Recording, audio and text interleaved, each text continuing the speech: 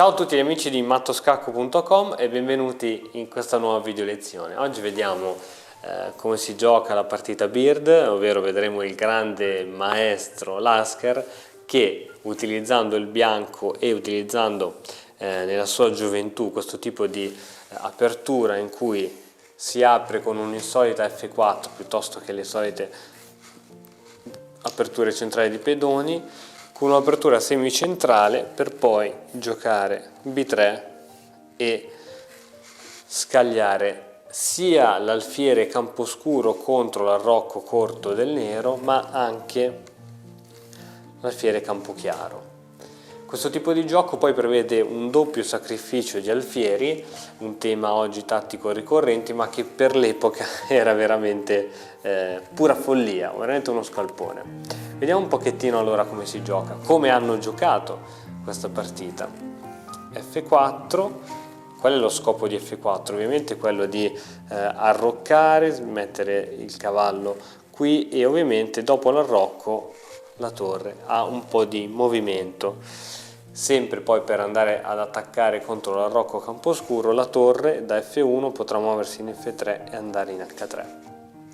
Allo stesso tempo F4 impedisce una spinta centrale del pedone in E5, di conseguenza il nero gioca D5, E3 e segue la comodissima cavallo in F6. Fin qui ovviamente siamo ancora in apertura. B3 per sviluppare l'alfiere camposcuro e E6. Qui diciamo che entrambi i giocatori adottano quasi la stessa linea di gioco. Infatti dopo alfiere B2 segue alfiere E7, alfiere D3 come previsto, gli alfieri che vanno a puntare verso l'arrocco,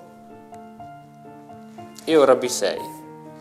Anche il nero cerca di sviluppare l'alfiere di donna in fianchetto.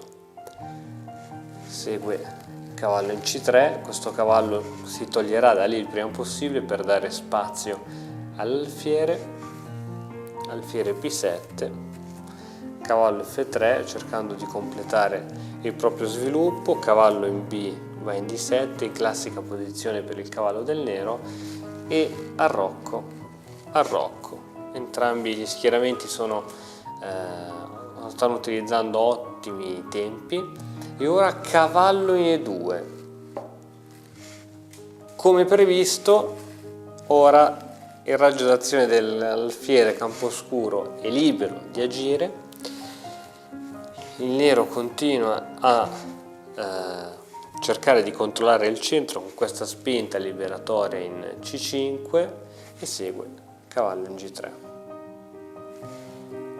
Ottimo gioco di cavalli da parte di Lasker, donna G7, una posizione anche questa diciamo quasi di default per il nero, e avamposto di cavallo in E5. Qui ovviamente non c'è molta scelta, segue il cambio e cambio. A questo punto c'è la donna minacciata.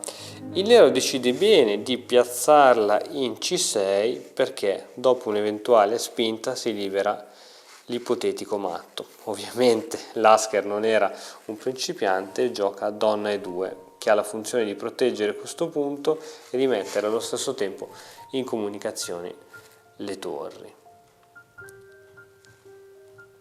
Adesso il nero probabilmente aveva paura di questa mossa da parte del bianco.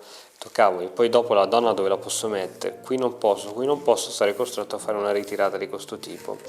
E per questo motivo ho giocato la spinta di pedone in A6. Questa spinta però è una perdita di tempo che costerà praticamente la partita. Infatti dopo cavallo in H5, il nero cattura in H5 e ora prima di fare donna per H5 c'è il primo sacrificio in H7. Il re prende in H7, donna per H5, scacco, re in G7, doppio sacrificio alfiere per G7 e ora re per G7, donna per G4 scacco, praticamente il re è costretto a muoversi su quest'altra colonna. Segue perciò re H7, torre F3 con l'intento ovviamente di andare a fare matto. A questo punto non ci sono molte possibilità. Qui si gioca E5 che è l'unico modo per evitare il matto, in questo modo si può parare con la donna. Infatti ora dopo torre segue donna per H6, torre per H6, re per H6 e ora donna in D7. E qui ovviamente la partita è continuata con un po' di mosse, ma penso che ci sia poco da aggiungere ad un tipo di finale di questo tipo.